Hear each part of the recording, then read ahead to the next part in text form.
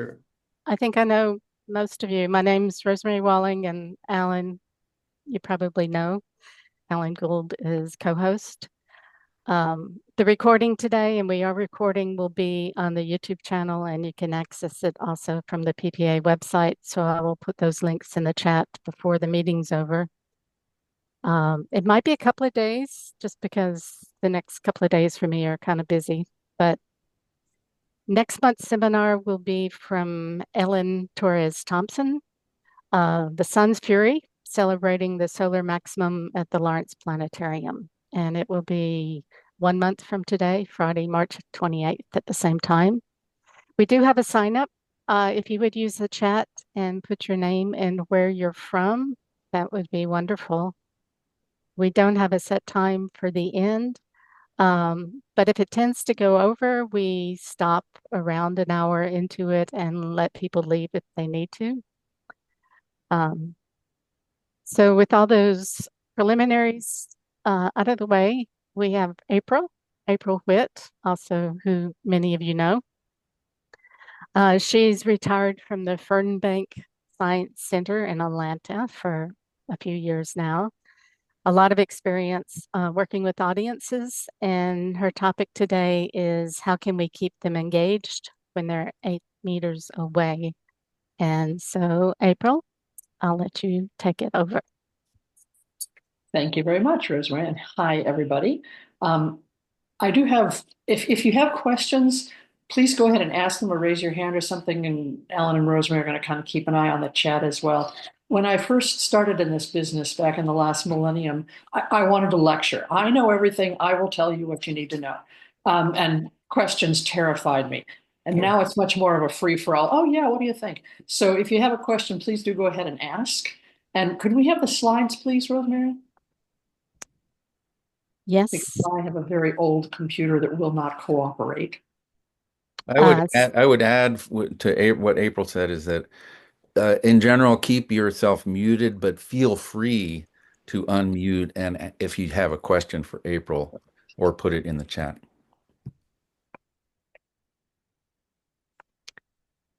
Okay. Let me see if I have this open twice. I might. Oh, okay. So I was just going to say, we're going to just skip this slide. This is the end of everybody's planetarium presentation where the audiences are wildly applauding at the fabulous job that everybody does. Okay. Whenever you're ready, we can go. Okay. Yeah, go ahead on to the first one, please. And Carrie, I know you already know the answer to this one. My question is, why engage the audience? What's the why bother? I mean, some people are just there to literally take a nap. Some people are there to learn something new. Some have brought some friends and they're going to have a party. So why bother engaging the audience is my first question. Anybody have any ideas?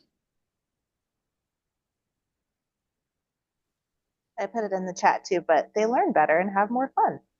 Absolutely. They learn better. They have more fun. I think we have more fun too. I know I do. If there's more engagement, there's nothing quite as terrifying as a completely silent audience. It Nobody makes it will more know. unique too. Each show is special. Exactly. Personally, I've listened to too many lectures in my life. So I wouldn't want to go to the planetarium for a lecture. Okay, so it was more interacting with what was going on there. That's Yeah. definitely part of it. The next slide, Rosemary, I think has the Confucius saying on it. This is something that when I was in student teaching. Next slide, I think. Yeah. Um, Humans were wonderfully herd animals. Our brains are fabulous learning machines, particularly when we're very young. And when the idea was if you see something, probably forget what it is. If you hear it, you might remember it, but if you do it, if it becomes muscle memory, when you really learn it or internalize it, I think that's the important part. Part of that, certainly what we're here for, educating people, some entertaining people, helping the audience to be part of the experience where I think most of us, unless you're terribly introverted, are happier when there's a lot with other interaction with other humans. Next one, please. The interaction, at least what I've found out so far, is if you start at the very beginning, when you're introducing yourself or introducing the space, is getting people engaged right from the very beginning. The next one, if it's anybody's very first visit to the planetarium, I tend to ask that a lot. Then you can, or if this is anybody's first visit to this planetarium, because a lot of people have been to other places and then they're interested to be here because they know a little about it. So finding out from the beginning, this is also helpful for how you put your program together, the order in which you do things, or the language that you use. If there are a lot of very new people, it's different than if you have people who've been there 6 or 7 times before. So I think that's helpful as well, help for the presenter as well as the audience. Next one. This particularly works well with children. Is that anybody's birthday today? Oh, it's your birthday. Oh, you've been all the way around the sun one more time. Never say you never get to go anywhere because you just traveled 568 million miles. And excuse me. And then you can also work in the concept of year and time telling if you want timekeeping. The next one, please. Does anybody have a favorite constellation or planet? When I ask this, several people have said Earth, particularly young children. How do you answer something like that? I tell them to point to the floor. That's where it is. And then if there are other, particularly if this is a good list of things to keep in mind and I'm talking a live planetarium presentation like a star talk or a night sky tour. This would be something that you would keep in mind as you go along so that you be sure to cover those, or that you can say, well, we can't see it tonight, but come back in 6 months, something like along those lines. Next one, please. This is one thing I use at the very beginning, and this is particularly helpful and this is with tiny children in a star lab, Simon says, but you can even, point out the cardinal directions at the beginning of the program, makes it easier for people to find things. The awful thing is when the person is pointing frantically and saying, over there, and I have no idea where they're pointing. It's dark. It's helpful if they can give directions as well. So setting the cardinal directions at the beginning of the program, I think, is helpful as well. Next one. Alan, you're on this. You're on this one. Pointing out where things are. If you're a small enough, like in a star lab or a small planetarium, you can have people point to different places. But when we were in Berlin, Alan had a particularly good experience with this. Would you tell that one? Oh, well, yeah. This was at the LIPS meeting in Berlin the day before the conference started, and I was doing a sunset marking activity that we had with our Stonehenge program. And this was an example of something where I've lived most of my life in a small planetarium, and we're used to having actual markers where you can go and hang it on the dome to mark where rising and setting positions are. And I realized that when I was in that big Zeiss dome that we can't do that. What should I try and do something, or should I just wave my arms? And it occurred to me, oh, well, let's all stand up and go to the place on the horizon where you think the sun will set, and without any marker or anything, just stand there. And that worked pretty well. Did it work? Uh-huh. How many people did you have? Because I was still on an airplane someplace that day. Oh, yeah, I almost didn't make it to that session either. But There were about say there were 50. about 50, yeah, maybe Yeah. or so. Wow. And there were a lot of people that got stuck in the crowd strike Mm-hmm. debacle. I almost did. Wow. But that's the kind of thing when doing an activity like that, everybody gets to stand up, Mm-hmm. stretch, go for a walk, and it's doing something that that actually is relevant to the thing that you're talking about. Mm-hmm. I suspect also the audience is going to remember that. Oh, yeah, we had to get up and go over there. Yeah, thanks. Next slide, please. And I need to slow down because I'm talking too fast. Next one, please.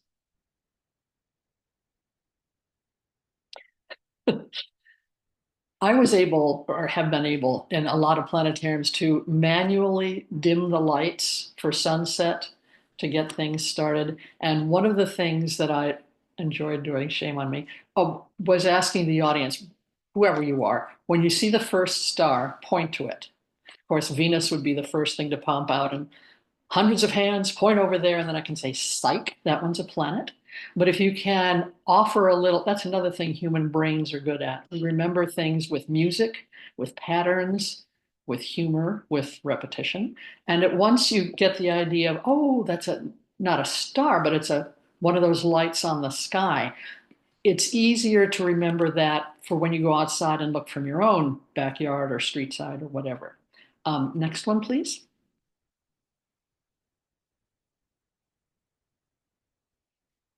On the count of three, this is one I shared at the SEPA conference last year, particularly with little children or with people who haven't been in the planetarium before and are willing to play. Particularly as lights are coming down, you can sort of feel the tension increase. Somebody told me once that Americans are afraid of two things. We're afraid of silence and we're afraid of the dark. And if you think about it, at least in urban areas, it's very difficult to find either silence or dark. But this one is the sky is getting darker and darker, and the kids are kind of getting, well. And I said, okay, reach into your pocket. You've got some stars in there. On the count of three, I want you to throw those stars up in the sky. And on the count of three, their little arms go up and turn the stars on. And that's good for several minutes, probably of just simply looking at the sky and just seeing what's there, noticing where things are, what direction they are. If there are a lot of stars over there or not so many over there, or if one of those was a planet, that's another way to get particularly younger audiences involved. Next one, please. I have a question. Oh, yes, sorry. It kind of goes back to the one before this as well. Typically, I'm doing stuff in the daytime for kids, and so the transition comes between day and night. Mhm. And lately, I've started cutting back on the number of visible stars. Um, it's kind of two things. One is if you leave a lot of stars on, there's the wow effect. Mhm.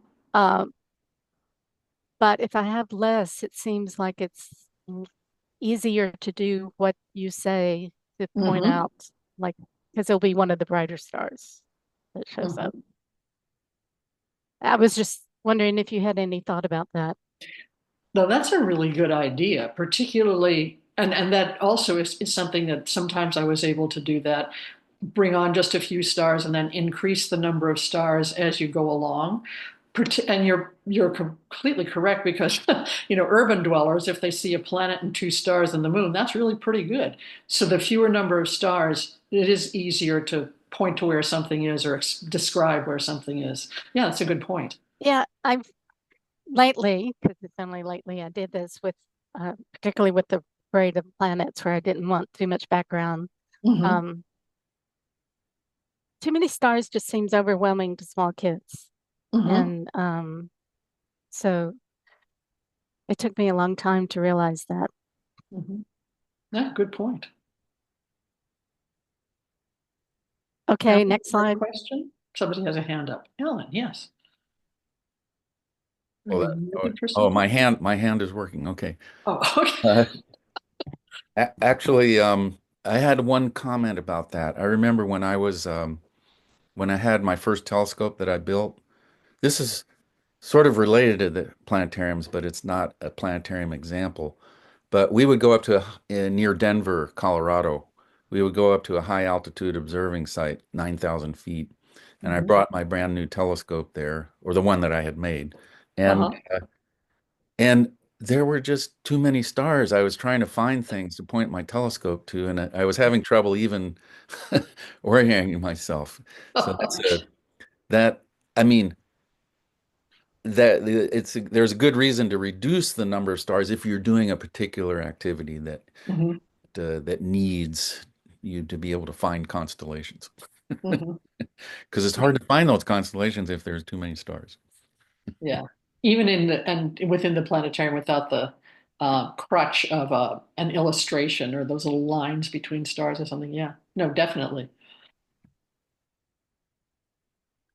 I would add that it's important to show as many stars as your planetarium can do, so they don't go away with the impression that there's only 13 stars up there. Good point, huh? Particularly, I guess, if you can gradually lower the light level and increase the number of stars till you get to the really, really, really dark sky that at least the urban audiences here were just enthralled with just looking at that. But you're right, they had difficulty finding one thing out of all those many. You remember Uh, the light pollution show that was produced by I think it was SEPA, Mhm. that we developed an activity for that was all about how many stars can you count, Right. and with light pollution we had little flashlights to create light pollution. Mhm. So that's well, sorry for interrupting. That's fine. It's so engagement. so Everybody was involved. I guess I'm saying I mean, throughout a whole show, um, I would I would do some of each. Yeah. Less stars, full sky with a certain light pollution setting. Mhm. Um, and I can see starting each way. Um, for me, it's just a matter of explaining, especially to like K through 5, what I'm doing Mhm. and maybe why I'm doing it sometimes is to so that they know that what I'm doing is not really physical, but I'm doing it for a point. Mhm. Um, but I do agree with whoever said it's important for them to see a full sky of stars too. Mhm. Yeah, and I'm thinking also d devices as another interactive possibility. I know when we were doing a program with students, and the parents of those students had come for a planetarium program, and we had, I guess we called them clickers. There were little devices it was sort of like a voting mechanism by the parents, and this has happened, and here are the choices. What do you think? And then they would click that way. Um, and I guess is it the next? I think the next slide is about a contest. Yep. Yes. You sometimes I know some venues you're able to say, okay, the east side, it's your turn, west side, your turn, giving an answer or posing a question or something, some sort of a contest. I know one of the things that I did, particularly with, and I'm trying desperately to remember who told me this. It was a interactive in that, okay, I'm pointed to an object. If you think this is the planet Venus, cross your arms. If you think it's the planet Jupiter, cross your knees. So that there was a physical motion that the kids could do, or if you snap your fingers once, snap your fingers twice, and then give the answer. And then, of course, the people who were right are delighted. So there are different devices. There was something we used, to me, it looked like a light meter that you could point it at part of the sky and it would give you a reading. And then you could choose what sort of units you wanted for your number. And then darken the sky or brighten the sky or point to a different object and sort of like measure whatever the light was. That was also helpful with groups that were learning um, graphing and that kind of stuff. So that's another possibility. If if you have hundreds and hundreds of clickers, if you've got a giant audience, or scale it to whatever you can do. But anyway, that was another possibility, was a device of some sort. Okay, next one, please. Next slide. This is what I had a difficult time doing sometimes. Just simply letting the audience sit and look or find something or talk to the person next to you for a minute and a half and tell what you see in the sky or find something you recognize or find something you have no idea what it is and you want to know what it is. You want to ask a question about it, but giving the audience time just simply to either interact with each other or just to look at what you're doing.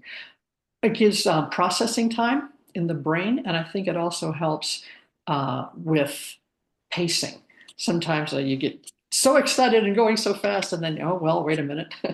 Everybody needs to calm down for just a second. Next one, I would please. I Oh, would sorry, add go to ahead. no, I would agree and add to that that a nice rule of thumb that the education folks at the Cal Academy told me, they're like, if you ask a question, give a minimum of 7 seconds and count, because 7 seconds actually feels a lot longer than you think it will. And it Very gives much people time so. to actually process your question. Yeah. Uh-huh.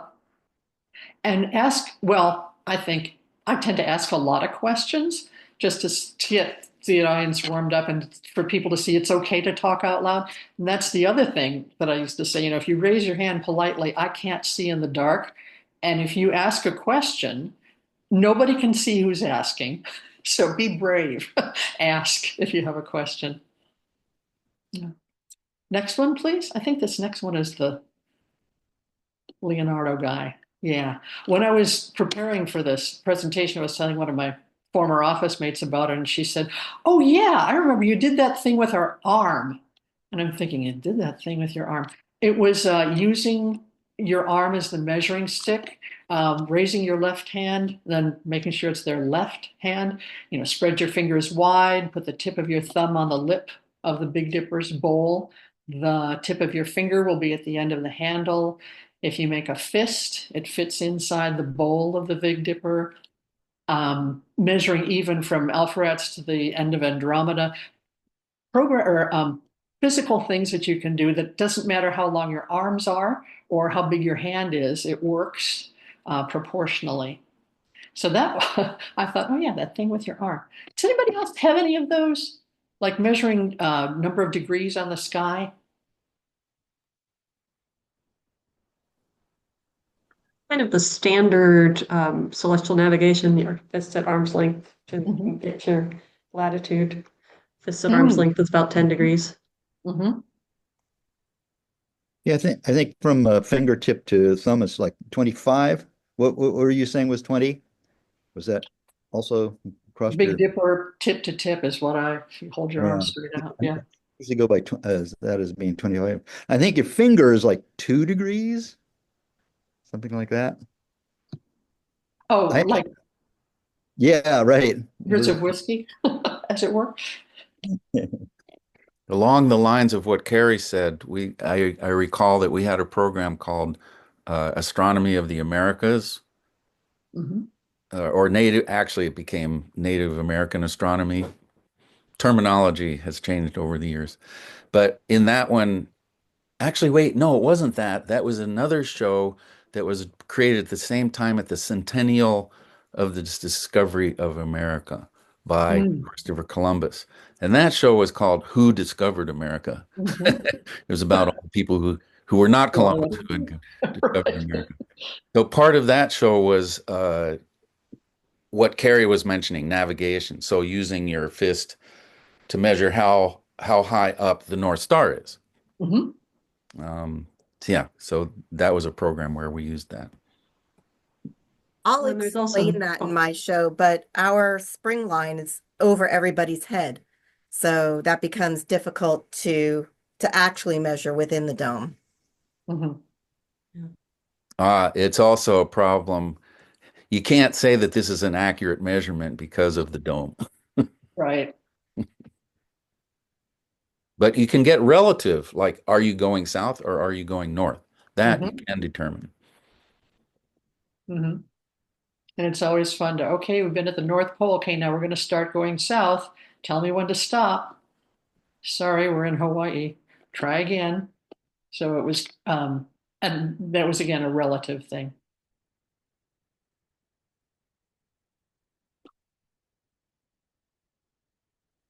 So I've just yesterday, today, I found a figure that I thought I might start using to help explain this concept of, why we use angles and why, Mhm.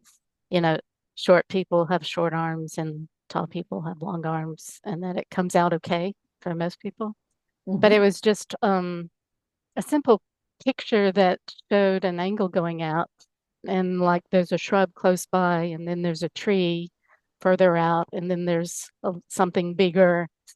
and something bigger after that. But it kind of explained how the angle works for all of those objects, different sizes at different distances. Mm-hmm. And because sometimes when I say what I do about the fist, I'm still not sure that they get the concept of an angle Mm-hmm. as being a useful measure for that. I feel like I'm missing all the good stuff in the chat. I probably should be watching it. No, But I'm watching it. Jeff Jeff was just oh, put okay. something really good in there. Okay. But Jeff, are you in a place where you can unmute? Yeah. I mean, this works for any size, and I would say that I would do this even for a small size. Like I've done this even for a group of like literally 10 people, because even if I'm trying to interact with a small group, it's true that not everyone is comfortable interacting with me, even in a small group, right? So letting them interact with each other is still very important, no matter what your audience size, I would say. Mm-hmm. And so just putting the numbers in the sky, even if they're arbitrary numbers, just arbitrary numbers in the sky, arbitrary markers, it's fine. Most planetariums have a meridian and a compass that you can put around the horizon for any sort of like, what do you think? Where do you think it's going to be? Where do you think we're going? All that stuff, and having quantitative and be just a little more scientific is valuable, I would say. Mm-hmm. Oops, other direction, please. There we go. One more. So that's the last part. What have you tried? Either in the chat or in the unmute and share. And if you tried anything that failed miserably, because we learn as much from that as from actually people understanding what you're talking about.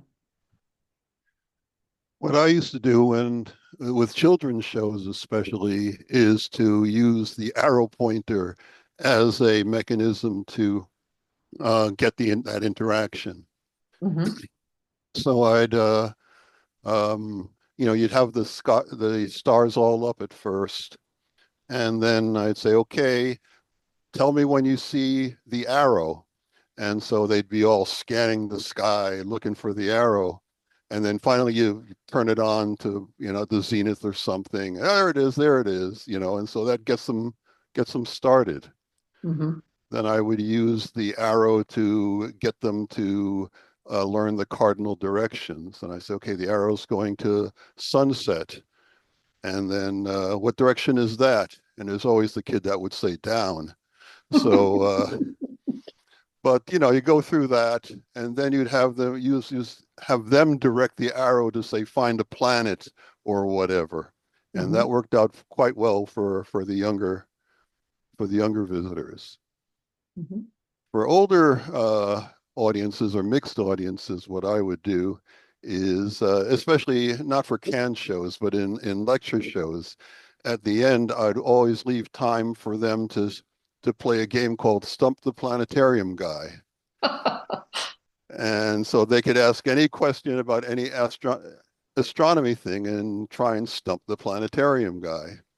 And it kept me on my toes to try and keep up with stuff before the show so that they'd have a difficult time doing that. Mm-hmm. Good.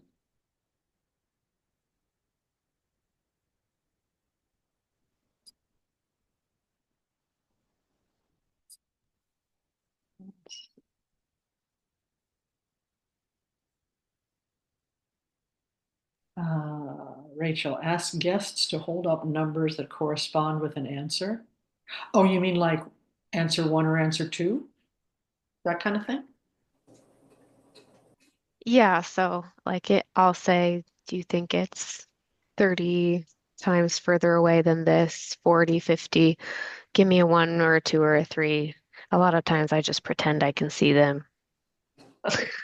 Well, and then we use like thermometers, like, do you think this planet would be hotter than previous planet or colder so they We would use like, because at Cal Academy you absolutely cannot see anybody, so we would use just like silly words to have people vote basically. So it's like, oh, if you think it's winter, say apple. If you think it's summer, say orange. If you or avocado or whatever, and they seem to also enjoy like just different words to shout out.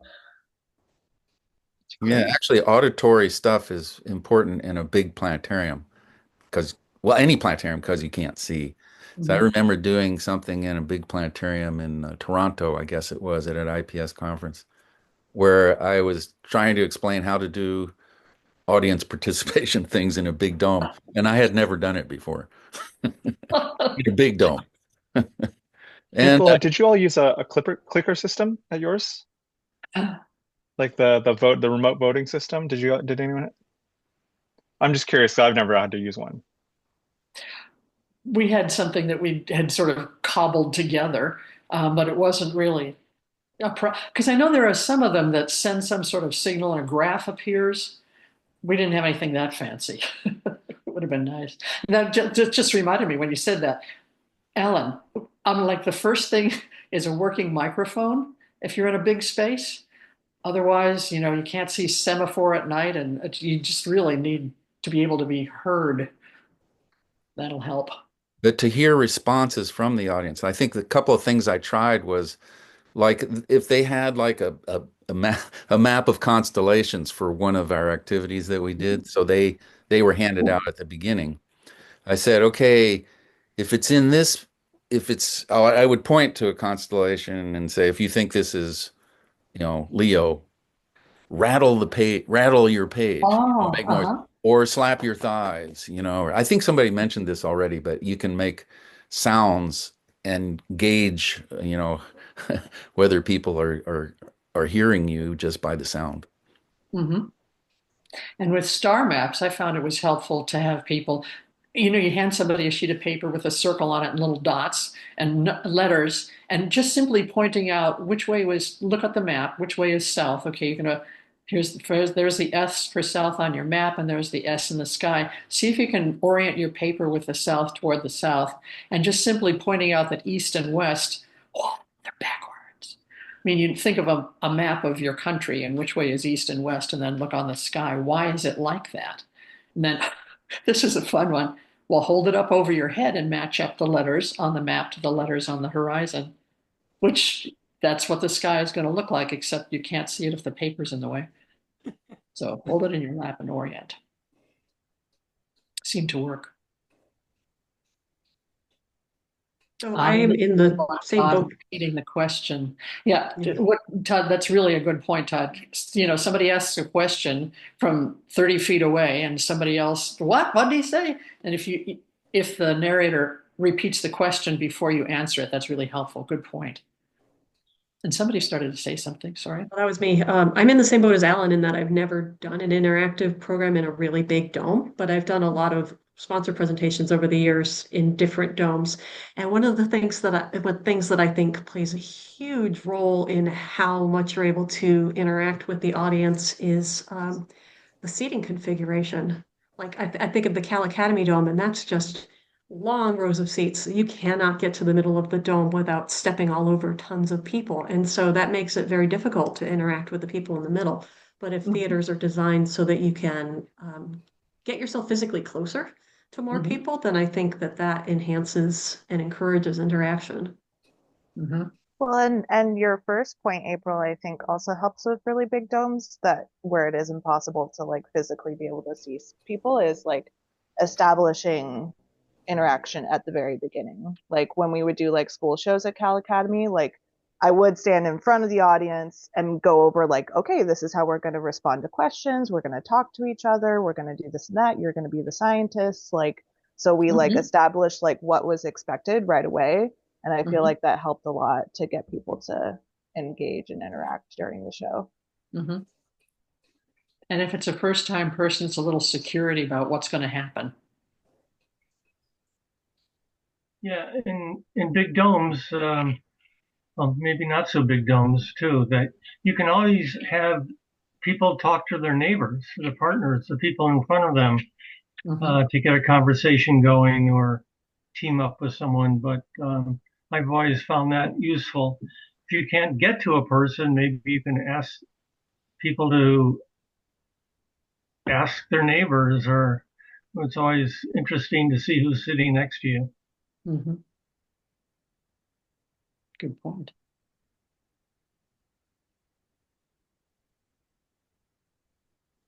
In the late 70s, when I was at the Cernan Theater, I was tasked with developing a sky show for preschool students and had some experience of that being a parent myself.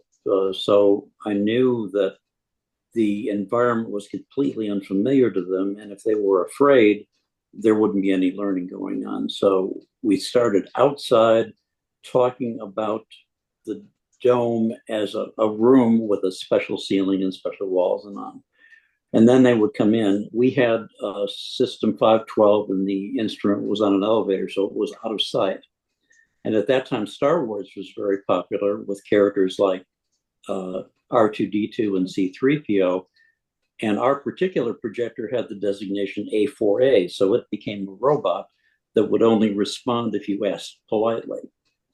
So that was one character in the show. And then the other character was a little white arrow that liked to run around and would only stop if the children would ask politely for him to stop and then point out different things. So that gave them some measure of control over what was happening. And I like to think that they came away with a much more positive experience than if we had just brought them in and shown them something. Now that's a good point, and they're literal little minds. When I was doing kindergarten programs with Star Lab, same thing. We'd start outside. This is what we're going to be doing. Feel the floor. This is what we're going to be sitting on. And when I first started doing them, I said we're going to look for 3 animals inside. We're going to look for a lion, what was the third? A flying horse, and a bull. And there were motions to go along with those. Until a little kid asked me, "There's a lion in there?" I thought, oh gosh. So then from then on, we started looking for pictures of lions or a picture of a horse. Yeah, that I, and shame on me because I was a parent then too.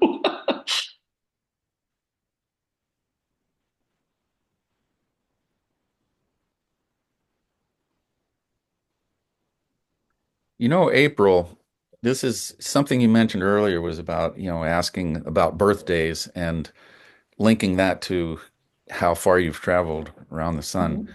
Um, that made me remember there was a guy who used to work at Lawrence Hall of Science, Vic Stryker. He sometimes posts things on Domel, and he's a very, very interesting person. Um, but he had this idea for a program which I've never tried, but I've wanted to. So this is in the category of what have you tried? But no, I haven't tried it. It's called. He had something that he called birthday stars. And the theme of it was that if somebody had a birthday party and they were having their party in your planetarium, they would be featured, and you would look at how far away the star was to be for it took that number of years to get. So if you're seeing Vega, then you're 8 years old, in terms of the time it took the light to get to you. I don't know. I think it's 8 years or something. But anyway, he had a whole list of stars going from 4 to 100, over 100 years. And I thought that was a really neat activity, and I never got a chance to try it out yet. Yeah, and I would need that list because I don't offhand know how far away is something. Yeah, actually, he gave that to me. I should just post it. He gave permission for Yeah. me to use that idea.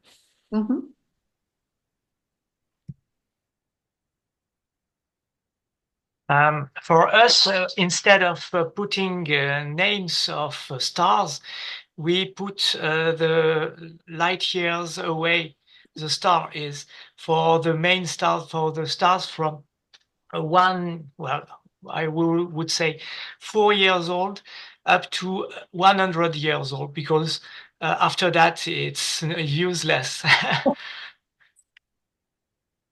And it works well, but with large audience, with pupils as well as adults in the group. That's a good idea.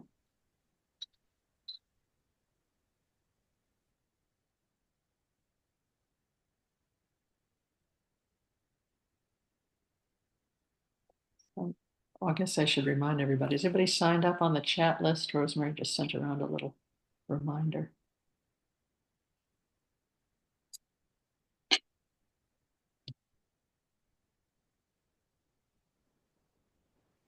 And that's all the information I have. As they say at the end of it, talk among yourselves. Talk to the person next to you. What do you have? What do you have? So I'll speak up again.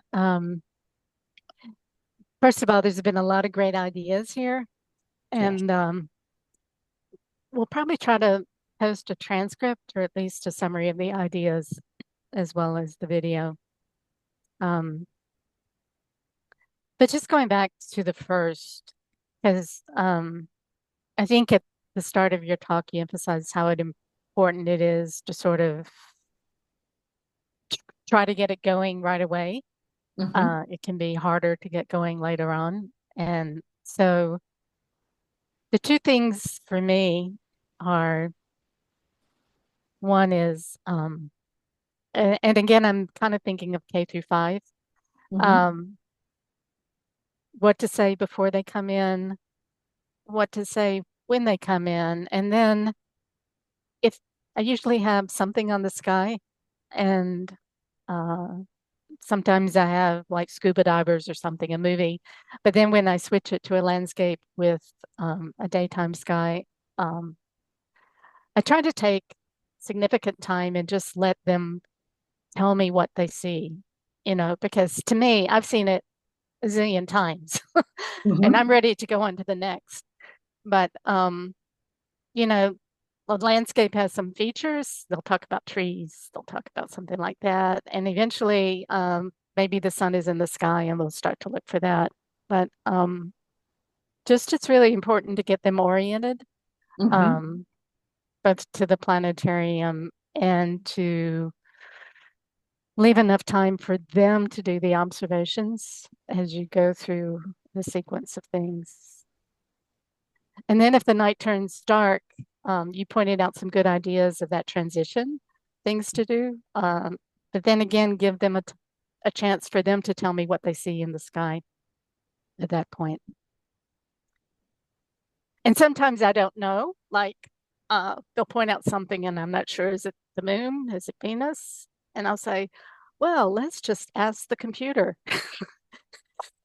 And then I turn on the planet labels. And so, it's an automatic cheat sheet sometimes. And it's really easy to just admit that you don't know and let the computer tell everybody. But anyway, I just wanted to go back and point out that the start is really important and something that I'd like to work on more. And heaven knows, and that's using that let the computer or let's ask the computer, since I suspect that every kid in the planetarium these days knows about computers and how they work. And I remember reading something. Arthur Clarke said that sufficiently advanced technology is indistinguishable from magic.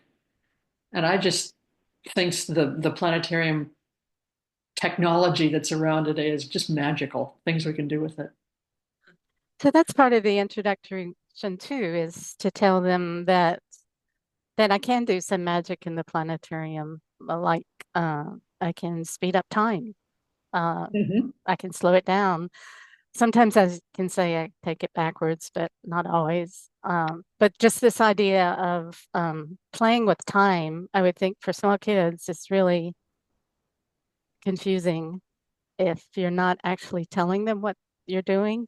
Right. Or if you're jumping ahead from daytime to nighttime and whatever. So I think maybe this is not specifically about interactivity, but it's just this aspect of explaining what you're doing that's not really something you can do physically,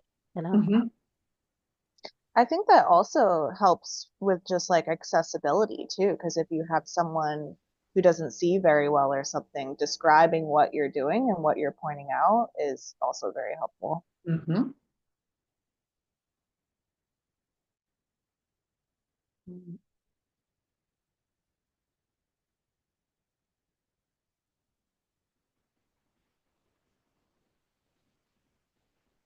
You know, that idea of having small group discussions is one of the basic techniques actually that you can use in a number of situations. I remember we have programs that are or activities and programs that are posted on the IPS website, the Planetarium activities for successful shows. Actually, I should put that link in the chat, but and I will. But I remember one program that we have that never made it into that series. It was called Target Earth. And the central activity in that was trying to answer the question, why did the dinosaurs disappear 65 million years ago? And what caused it? And we divided groups into well, everybody was divided into groups, but we had little cards that was role play. So there was a geologist in each group, there was an astronomer in each group, there was a chemist in each group, and each one had something to contribute that when you put the whole thing together, it would answer that question. Like they were found in certain layers, geological layers, and then there was this element that they were looking for, and the astronomer said, "Well, asteroids are do this, and they're made of that." So, and that when we first developed that, I thought, I don't know if this is really going to work very well, but it really did work well. I mean, amazingly so that we actually were doing that more. in So on the little cards was the information like the element or the asteroid or something? Those were on the cards for each? Yeah, the card had a picture that was symbolic of whatever it was, a chemist. Okay. And then it would have just a very essentially one sentence that explained the astronomer one would say, we know that asteroids have the element iridium in them. Or the chemist, maybe it was the chemist that said that. And then the geologist would say, well, we found iridium in this layer that was from 65 million years ago. That kind of thing. It was just not a whole long treatise, Right. but just a sentence that would contribute to the answer. Yeah, you can't have them read long things in the planetarium. No. And you need light in order to have them read it all. Yeah. Good like. These are really good ideas. Thank you, guys. Excuse me.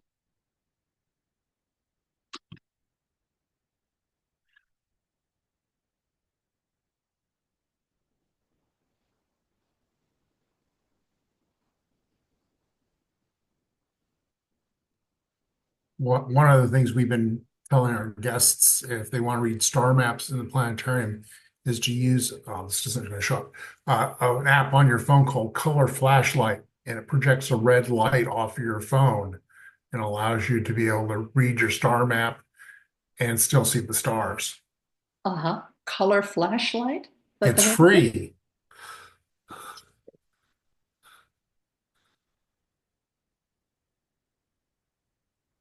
Okay, I'm looking it up. Go ahead.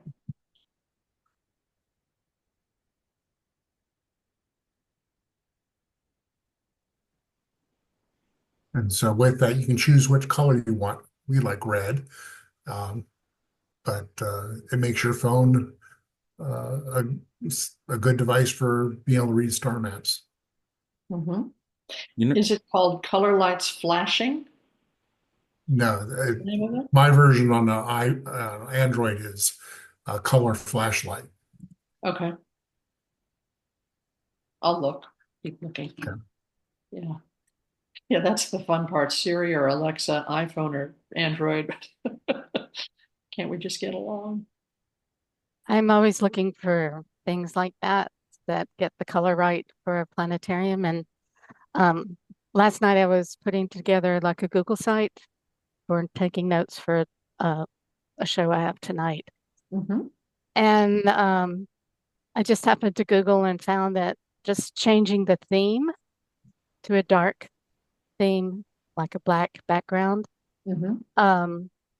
would probably allow me to keep my notes on the screen Mm-hmm. during a planetarium talk. I haven't figured out how to get exactly the usual colors that you get when you want the planetarium, but you can have like white text on a black background, and that Mm-hmm. makes it dark enough so that you're not blinding anybody. Mm-hmm. So just I find that simple things like that are really useful, things that take out the white off of a screen. Mm-hmm. And I'm in that same dome. I tried with different colors, and for my eyes, dark yellow was the best one against black. It was easy to Okay. see, and of course, the more experience I have in this world, the larger the typeface is, helps as well. Okay, so I have a comment about what Todd was saying about using a phone Uh-huh. as a red light source. That raises the question of using a phone in general in the planetarium or using a phone in the classroom. I mean, this is an opportunity and a problem all in one.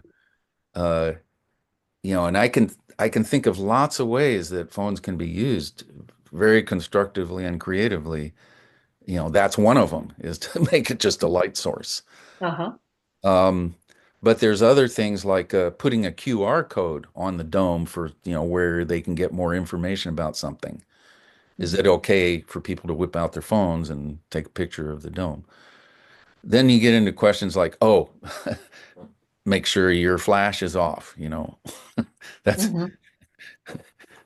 I don't know. That's using phones in the planetarium, can, I think it's a good idea, but it's also has a great deal of trickiness to it. I don't know what other people think about that. Have the same problem in the observatory where people want to take pictures through the telescope with their smartphones. And I tell them, turn your flashlight off. You don't want to give the aliens red eye. So, you know,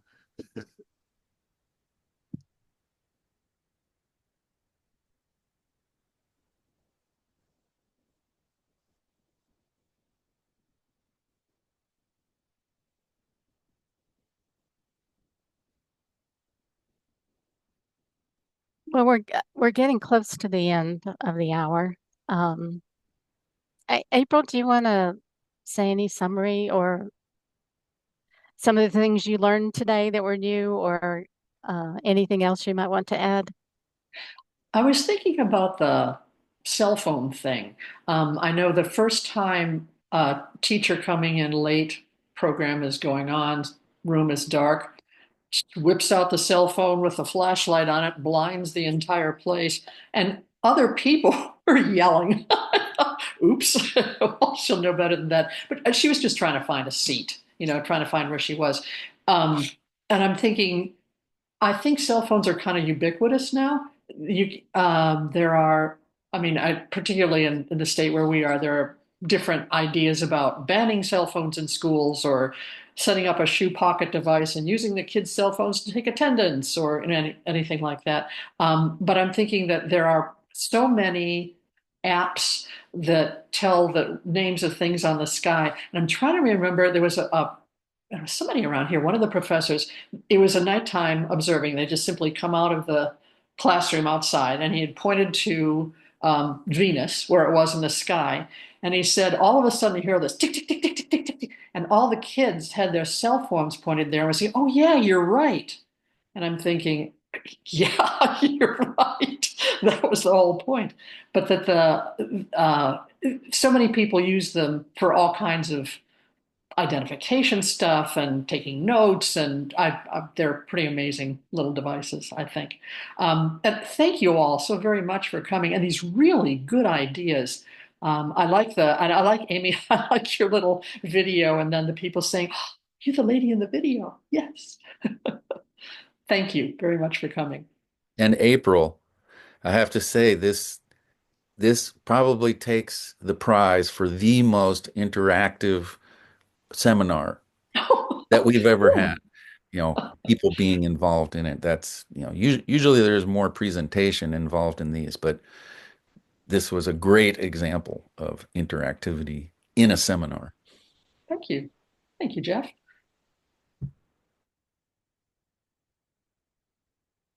Cell phones can inform, but they won't engage. I guess that's true. I guess you can say that, Alan, because Carrie's not here, right? Carrie left early, so we can say that. Yeah, thanks, April. This is really great. It's wonderful to always to talk with folk about this stuff. And everybody has such really good ideas, and I think they work pretty much anywhere in the world. I guess I'm just really delighted that I've been doing this for a while, but it's just so great to hear even, great new ideas or things that have really worked well. Or thank you for all that good information. Good job, guys.